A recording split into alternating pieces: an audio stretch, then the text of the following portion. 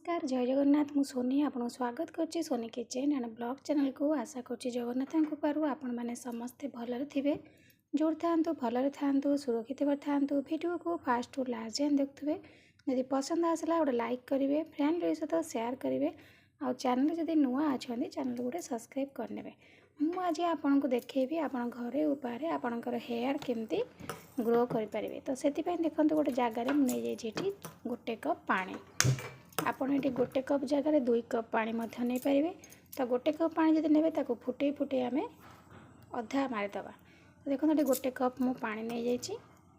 तो पानी देखो मुझे बसई नहीं आम से पानी नहीं जा चा गुंड देखो ये मोटे बड़ चामच रे गोटे चामच चा गुंड नहीं जाऊँगी मु टाटा टी चा नहीं आप ग्रीन टी नहीं पारे तो चा गुंड आम जो चा गुंडर जो एंटी ऑक्सीडेंट प्रॉपर्टी अच्छी सी आपनकर चुटी को हेल्प करथाय माने ग्रो करने बहुत जल्दी चुटी आपनकर ग्रो करने हेल्प करिवो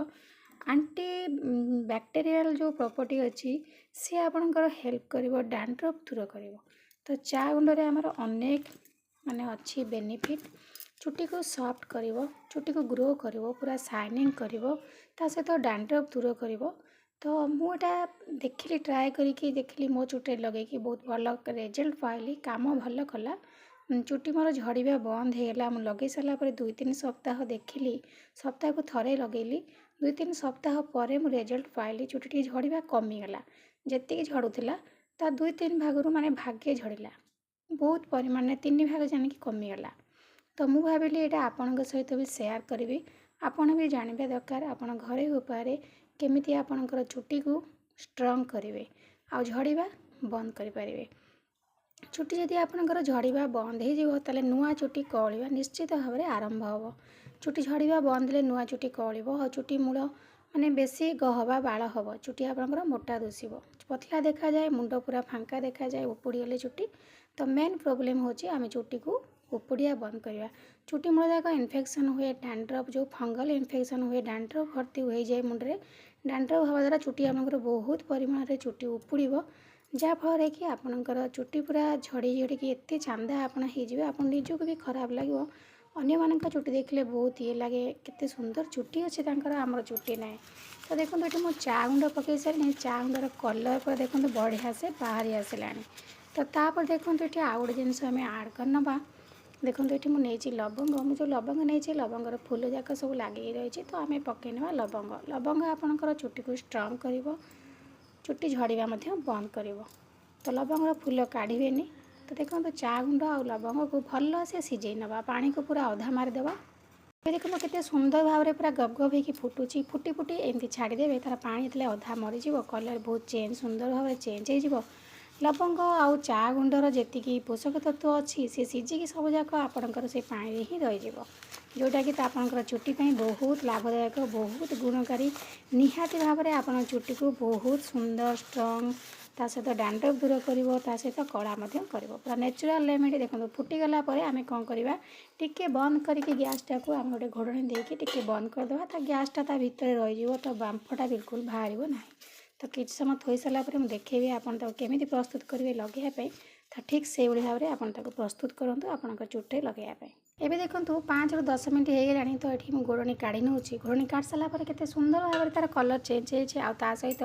ता गैसटा भितर पूरा आराम से रहीगला ता बांफटा को आम छाड़ा ना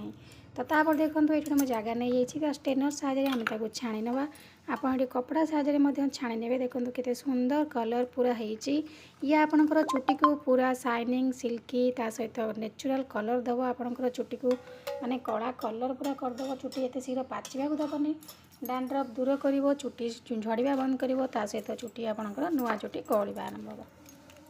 तो तापर देखो ये मुझे शैम्पू आपड़ जेको शैम्पू ये यूज करेंगे तो ये मुझे शैम्पू पकई नौ शैम्पू पकई द्वारा कौन हम ना आपंकर चुटी को सी सफा कर मैला बाहर कर आपन को सफा कला बेले शैम्पूर आवश्यक ही पड़ो ना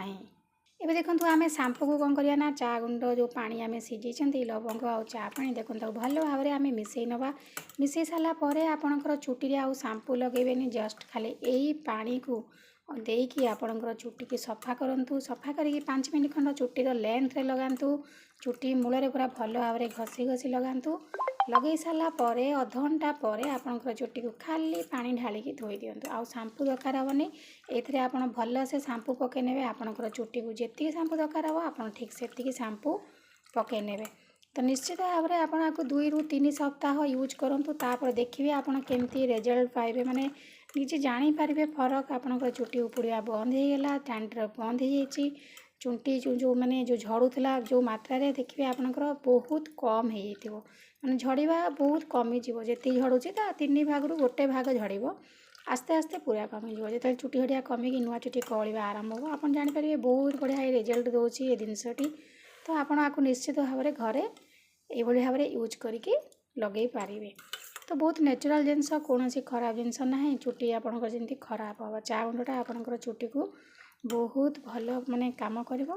तो निश्चित भाव में आपको आप ट्राए करूँ आशा कर आज वीडियो आपको पसंद आसो जब पसंद आसते लाइक करेंगे फ्रेंड सहित शेयर करेंगे और चैनल जब नुआ अच्छा चैनल गोटे सब्सक्राइब करने तो आज मैं विदाय नौ पुणी देखा आप सहित नेक्स्ट वीडियो से पर्यंत रोचे नमस्कार जय जगन्नाथ।